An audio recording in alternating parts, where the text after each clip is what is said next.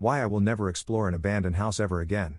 Here is a link to an update post with photos, https://red.it/6knux. I just want to start by saying that this was my very misguided idea. I regret it immensely and feel terrible for bringing my friends into it. You don't need to tell me in the comments how stupid I was because I am very much aware. In 2010, when I was 15, I became interested in urban exploration photography. I absolutely loved seeing beautiful, eerie photos of abandoned shopping centers and hearing about all the awesome vintage stuff people would find at these places. I was originally thinking of going to famous local urban exploration sites, like a very well-known abandoned mental asylum called Larendal Mental Asylum. There are many creepy and weird pictures of this place online, and many stories of paranormal stuff happening there. About a week before my best friend, A, her boyfriend, G, and I were going to go, I got talking to an acquaintance, S, at a party who warned me off. She told me about how she and her cousins went there a while back. They were all very into spiritual/supernatural stuff, I believe. Nobody else was there that night except them, and apparently, they got horrible vibes as soon as they walked in. While they were exploring upstairs, one of her cousins felt an overwhelming force pulling him towards a room, and just before he opened the door, he fell through the floor and slashed one of his wrists so badly he nearly bled out. She said she would never go back or to anywhere like that again, but if I ever found a cool house to let her know. So I was like, hell no, not going. I mostly gave up on the idea and just didn't think about it for ages until I found the house. So, I was going for a bike ride one day a few months after this and decided to take a different route to my normal one, and ended up running through this weird little pathway at the bottom of a dead-end street, and kept riding until I ended up at this park. I had never been there before, and was very disorientated at this point. Like I was basically lost in my own suburb more or less. Anyway, I ride through this park to try and find a water fountain and end up going down this long path which led to nothing except this really high, stone wall covered in dead vines. The stonework on the wall was a really unique design, and it just seemed really odd and out of place, so I felt this urge to see over it. I stood on my bike and even then was only just able to look over this wall, and I'm not short. What I saw was a very weird mansion.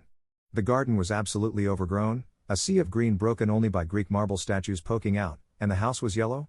And the bottom floor windows were all broken, but I could see that black and white checker, parquet, flooring and more statues inside. The windows on the top floor were boarded up except for one that had curtains. There was also a fountain in the garden that was all cracked too. It was the oddest and most out-of-place house I'd ever seen, and my instant urge was to photograph it, but I didn't have a camera or my phone. So I rode back through the park and picked a house number to remember, and managed to make my way home even though I got really lost. I instantly messaged A and G and S, the girl I met at that party. I told them I found this incredible abandoned house and we need to check it out ASAP. My best friend immediately got super excited because the plan was we were going to start a blog and she would write about places we explored, I would take the photos, and her boyfriend was excited because he is super into horror movies and wanted to film stuff. S was a bit reluctant. She said the statues sounded kind of creepy, but eventually decided she would come. So we made a plan to go on Saturday night, because G wants to film at night, and we're all scared of being seen by people in the park, so it seems logical. We'd meet at A's house, and G would borrow his dad's trailer to bring a ladder so we could get over the wall. So Saturday night rolls around. At this point, I was nervous because it hit me we were breaking in/trespassing, and if we got caught my parents would flip out and never let me go out again ever. But, I ended up at A's, S arrived, and G arrived. We ordered a pizza and drank some beer and hung out for about an hour because we decided to leave the house at midnight. It was weird because it should have been awkward. A and S were only sort of friends, S and I barely knew each other and S and G had never met, plus G was older and hanging out with a bunch of 15-year-old girls, and yet we were all just so mutually excited/nervous that it was really cool.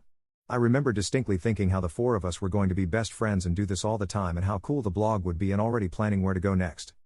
So we left at 12 and made it smoothly to the house number I'd remembered, and G parked the ute, and then this is where we encountered the first problem, because I led us down the wrong street, and it took about half an hour to find the park, and G was carrying this heavy ladder and getting really pissed off. So we finally find the park, and I just remember feeling a bit uneasy. It was very dark. No lights in the park or street lights were on, and it was really sort of still and quiet. So we start walking. I was leading the way and not even that sure that I was going the right way. The park had a really unpleasant vibe at night. It was odd in the day, but something just felt really isolated at night. So we find the path and walk down, and sure enough, we reach the wall. We were ages away from the car. I had assumed it was quick, but I'd been cycling the last time and not carrying a ladder and a camera.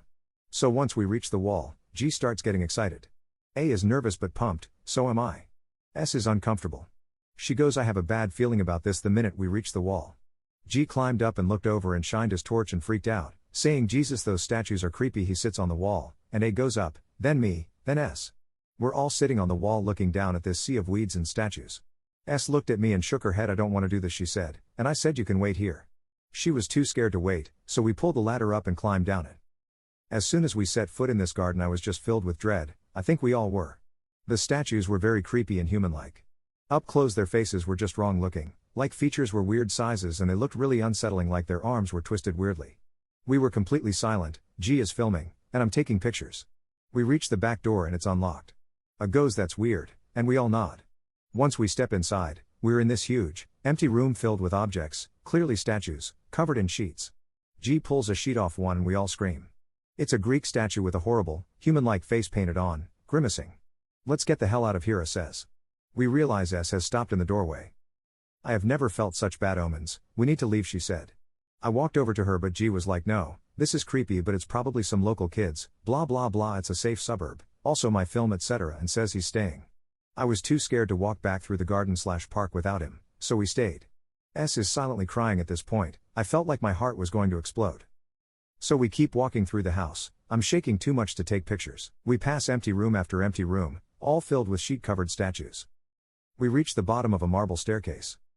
S is shaking, A is squeezing my hand so hard it hurts, and G even seems hesitant, but we start walking up.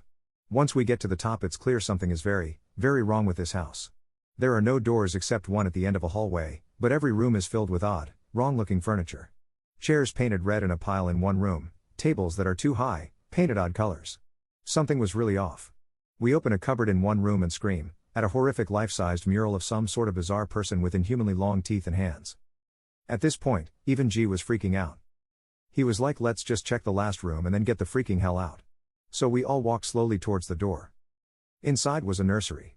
A black crib, old wooden toys? I can't recall what they were, but maybe puppets? And strange paintings of clowns, I think, or maybe more akin to the mural of that person/thing, on the walls. We didn't even step inside. G said let's go right now, this place isn't safe, and we head downstairs.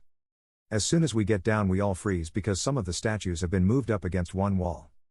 We drop our stuff and run to the door. G kicks it open and we run through this horrible garden to the wall. I remember when I was nearly at the wall, S just screams, and we all turn to see a light is now on in the nursery room. We literally scale this wall, jumping down and leaving the ladder. I sprain my ankle but don't look back as we all run through the park. We got in the car and we're all crying and covered in cuts and scratches and my ankle is swelling already. G gets to S's house to drop her off and just says we are never doing that again, and then nobody says anything. He dropped me off next, then they left.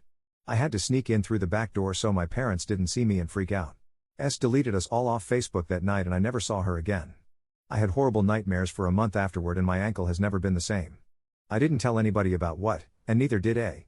We're still best friends but we never talk about it. Her and G broke up not long after the event. Honestly, I feel like we were in the presence of someone or something very, very evil.